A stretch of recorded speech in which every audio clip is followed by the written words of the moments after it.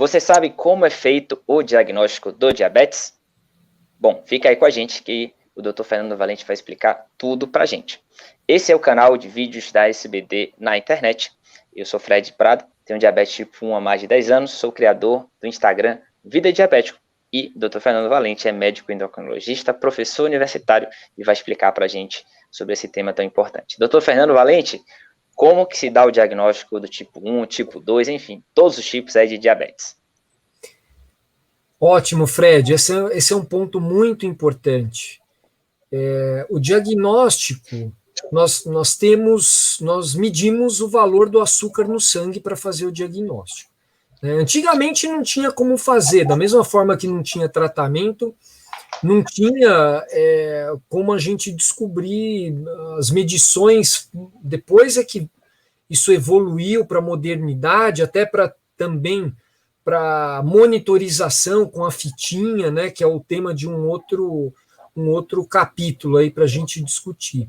Mas, essencialmente, para fazer o diagnóstico, a gente precisa medir a quantidade de açúcar no sangue. Então, tem um valor que é o considerado normal quando se está em jejum, que é o 99. Então, a partir de 3 dígitos, ou seja, 100 ou mais de glicose, num jejum de pelo menos 8 horas, sem comer nada, pode até beber água, mas sem comer ou tomar açúcar ou qualquer outra coisa, precisa ficar até 99. O valor de 126 ou mais seria já um valor de diabetes. Tá? Isso na glicose de jejum. Esse valor entre 100 e 125 é um intermediário que a gente pode conversar em outro tema. Né? Então, diabetes, 126 ou mais de glicemia de jejum, de açúcar no sangue com pelo menos 8 horas de jejum. Tá? Normalmente, quando a pessoa não tem sintomas, a gente repete esse exame numa outra ocasião, porque pode ocorrer algum erro laboratorial, alguma outra coisa para confirmar. Né? Um outro jeito da gente fazer o diagnóstico, Fred, de diabetes, principalmente para essas pessoas que estão nessa faixa entre 100 e 125, por exemplo, né? Mas também se a glicose está muito perto de ficar fora ali do 100, né? A gente pode pedir o que a gente chama de teste oral de tolerância à glicose, que é a curva glicêmica, né? Popularmente conhecida como curva glicêmica, que a gente mede, além da glicose no jejum, a glicose 2 horas depois que a pessoa toma um monte de açúcar diluído em água. Então, tem ali uma quantidade padronizada de açúcar, 75 gramas de açúcar diluído, que ela toma, e 2 horas depois, esse valor tem que ficar abaixo de 139. Se vier um valor 200 ou mais, já é um resultado compatível com o diagnóstico de diabetes. E o valor de entre 140 e 199 é um valor intermediário de risco de diabetes, ou que a gente chama de pré-diabetes. Existe ainda um terceiro jeito da gente fazer o diagnóstico de diabetes, que é o medindo a hemoglobina glicada. A hemoglobina glicada, habitualmente, sempre foi usada como uma forma da gente monitorizar o açúcar no sangue, monitorizar o grau de descompensação ou de controle da doença. Mas, já na década passada, passou a ser utilizado como, há uns 15 anos, passou a ser utilizado também como um critério de diagnóstico. Então, o valor de normalidade é até 5,6% de hemoglobina glicada. E o valor de diabetes é 6,5% ou mais. Então, se a pessoa tem qualquer um desses 3 critérios que eu comentei, ou se ela tem um exame de 200 ou mais de glicose, mesmo fora do jejum, com muito sintoma compatível com diabetes, realmente aí a gente pode dizer que essa pessoa tem diabetes. Claro que o controle do diabetes, um dos objetivos é levar para um valor mais baixo de glicose, um valor próximo ao normal, ou mesmo que não normalizar, fica ali próximo, né? Mas a pessoa, uma vez que ela desenvolve o diagnóstico de diabetes, o fato dela normalizar os exames com o tratamento não quer dizer que ela deixou de ter diabetes. Ela só tem agora um diabetes bem controlado. Então, mais uma vez, para frisar que o diabetes é uma doença crônica que precisa de atenção crônica, uma observação a todo momento. Maravilha. É importantíssimo isso que você falou, né? A pessoa não deixa de ter o diabetes lá, principalmente tipo 1. É muito importante que a gente tenha uma ótima glicada, principalmente abaixo de 7, né? Mas imagina que você fez um exame e achou com uma glicada, sei lá, de 5,5. E aí você vai e acredita que você está curado do diabetes. Não é isso. Significa que você está de parabéns só, que você está se cuidando muito, né? Assim como para o tipo 2 também, se você se cuidar muito, você pode ali, incorporando hábitos saudáveis, diminuir o uso de medicação também, seja oral, seja insulina, fruto de 2 importantíssimos aliados, que são remédios naturais, que a gente nunca deve deixar de fazer, que são alimentação saudável e também a atividade física, que a gente nunca esqueça disso, né? Não vamos só colocar na conta do remédio, na medicação, todo o peso de uma condição. A gente precisa ajudar também. E nada melhor do que deixar o corpo cada vez mais ativo para receber insulina, né? Cada vez mais preparado para enfrentar essa condição. A gente tem que chamar para junto e chamar de amigo. Não tem como você tratar o diabetes fora de você, né? Tá dentro. E a gente precisa incorporar esses hábitos saudáveis aí. E esse teste da curva glicêmica, né, da oral, eu ouvi dizer que ele é muito bom, né, é ótimo de ser feito, e é principalmente feito na gestacional, né, principalmente por mães grávidas, né, que elas fazem um testezinho ali para ver se desenvolveu diabetes gestacional, não é isso? Isso, Fred. Normalmente não é um exame que o pessoal gosta de fazer, né? Porque a pessoa precisa ficar lá no laboratório esperando 2 horas para ver o efeito daquele suquinho de açúcar, né? E por ser muito concentrado, não é o melhor sabor do mundo, né? Mas realmente na gestação, se a glicose de jejum vier normal, assim, logo no comecinho da gravidez, se recomenda fazer entre a 24ª e 28ª semana de gestação esse teste da curva glicêmica para realmente ver se a pessoa não tem diabetes na gestação. Queria comentar mais 2 coisas.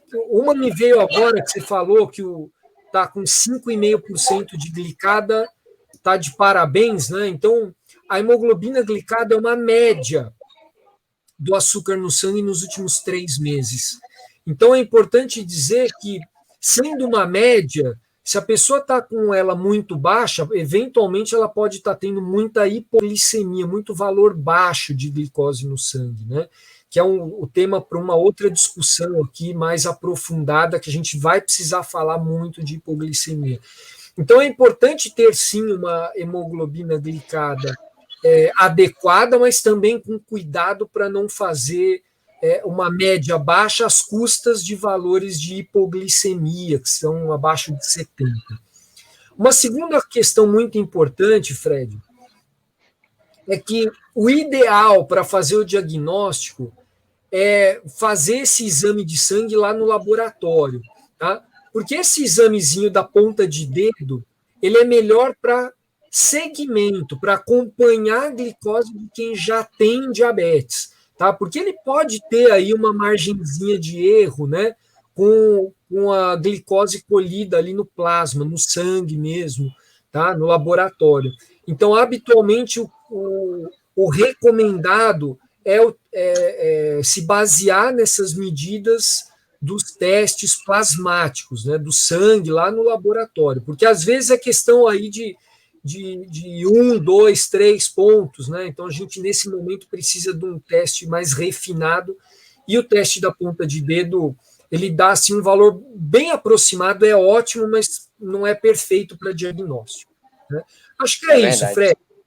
O medidor, né, que a gente utiliza no nosso dia a dia, como você bem falou, ele é mais para acompanhamento mesmo, né, porque nada como o exame laboratorial. A precisão é perfeita. O glicosímetro, às vezes, fica ali em 10, né?